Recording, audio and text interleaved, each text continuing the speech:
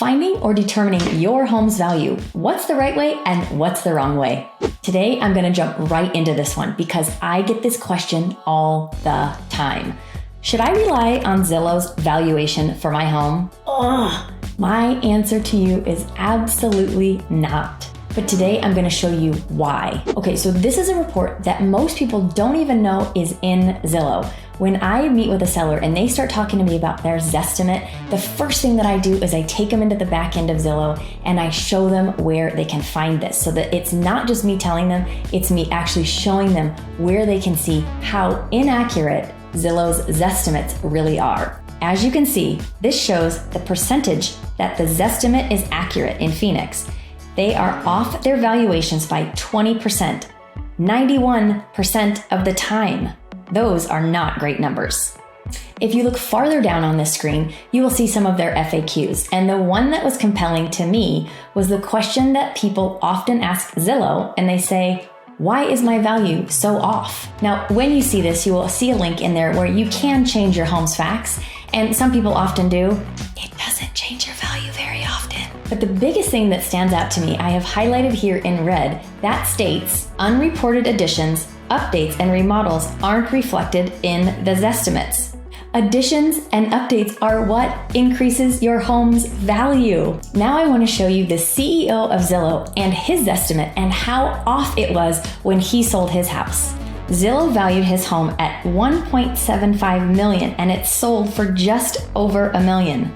That is quite a spread. So in all honesty, when can you put a little bit more weight on your Zestimate? The only way that I have seen Zillow be a little bit more on the accurate side is if there have been a lot of sales in one specific area around the subject property. Zillow's estimates will become a little bit more accurate. So if there's been no sales around a subject property, Zillow is going to be really, really far off on the pricing. Now, the other market segment that Zillow is terrible with are fully custom luxury homes. Why is that? Because no two of these homes are the same. Zillow's algorithm does not understand that, so they cannot accurately value these homes. They don't understand what's inside for the finishes. They don't understand land values. We'll get to all of that and how you accurately do a valuation for a custom home, but Zillow just doesn't have that ability. Now, what should you look at when you're trying to determine your home's value? So one of the first things you want to look at is the location. Now, if you're in an unbelievable neighborhood, yet you back to a busy road, the value of your home is not going to be the same as a home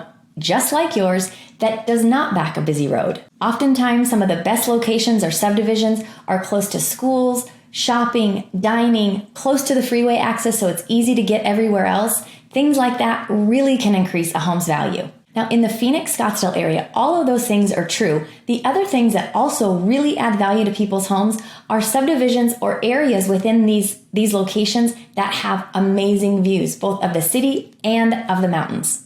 Additional little local specific things that add value to people's homes are areas that have large open spaces or washes behind their homes, washes within the community, big play areas. All of those other amenities can also add value to people's homes. The other thing you have to take into consideration when looking at these locations is whether or not these homes are gated or non-gated, because in some instances, gated versus non-gated really does have an effect on people's value.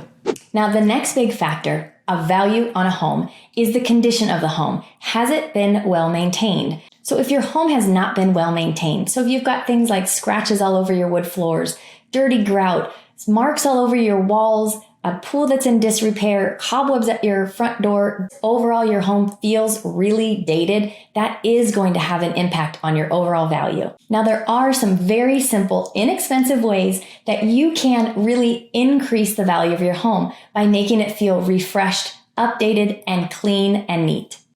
The reality is that when buyers walk into a home, they really want it to feel like a model home. That's some of the things that they're used to walking into. So removing clutter from countertops, packing things up, boxing them up, really getting ready to move does great justice to your value in the overall scheme of things. Now, when you're doing things like this to get your home prepared, don't forget about the front door, which if you're anything like me, you probably haven't walked through in about a year, but spider webs, just dust and overall debris right there at the front door really does not make a great first impression. So spruce that up. It really does help.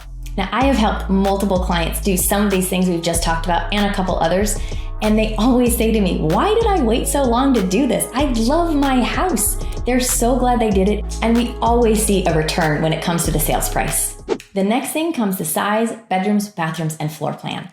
So these all play a really big part in the overall home's value. However, if I'm looking at a home that's 2,500 square feet, that is compartmentalized and really chopped up, the value there is not going to be the same as a 2,000 square foot home that is open and bright and has the same amount of bedrooms and bathrooms.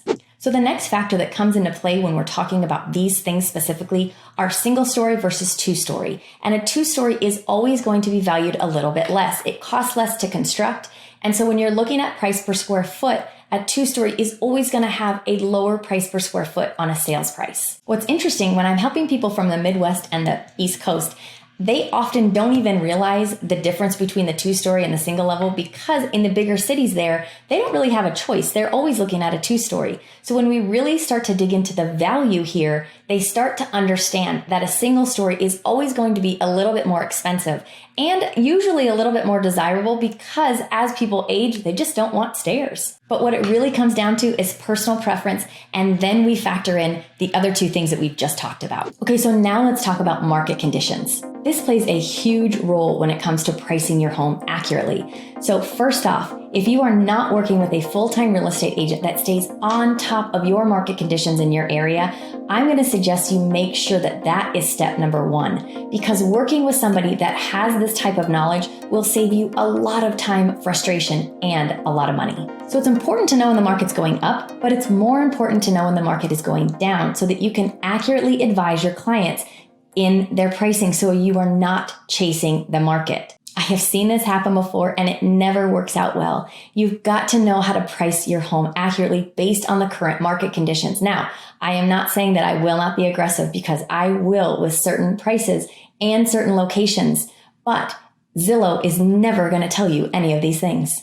Okay, you've taken all these things into consideration. Now, how do you determine price? You've got to take your subject property and look at the other comparable properties around here and then narrow down from there. So if the home you're looking at is in a specific subdivision, it is best to look only in that subdivision. It's also best to only look at that specific floor plan that you are comparing to. Now, if you don't have those specifics, then you do have to go outside of that just a little bit. Keep in mind that you can only go 15% higher or lower in square footage when you are looking at comparable properties that are outside of what your subject property actually is. The other things to keep in mind when you're looking at things that are outside of what your subject property is, keep in mind that a two-story is not comparable to a single story, and homes with a pool or without a pool really do come into play. If a home has a pool, they are generally valued at about $15,000 higher. Okay, so I know I've said price per square foot, and now the next question that I get always is, do I just look at price per square foot and then calculate that and that's how I get my price? No. You've got to take that into consideration, but there are multiple other things you've got to factor in to really get an accurate price for your house. Now for getting to the value of a fully custom luxury home.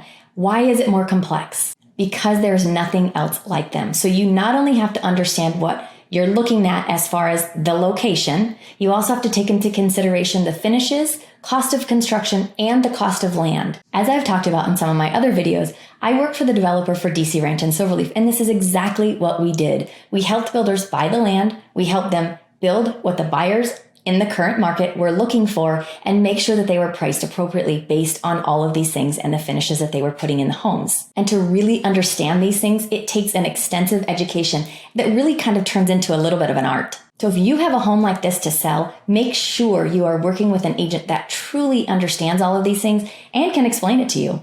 I can tell you that when I am pricing a home and I take all of these things into consideration and really hone in on a price range that is demonstrated through the data that I have looked at, I then just really sometimes have to go by my gut. There are just times, because I've been doing this for 23 plus years, that I just know I can push the price on this one, and this one we're going to have to be a little bit careful about.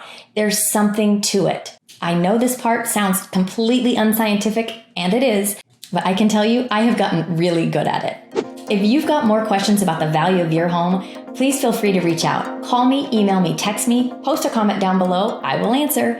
Don't forget to hit like if you felt that this was useful information. Share it if you'd like. Make sure you hit subscribe so you don't miss any of my future videos. Thanks for watching, and I'll see you next time.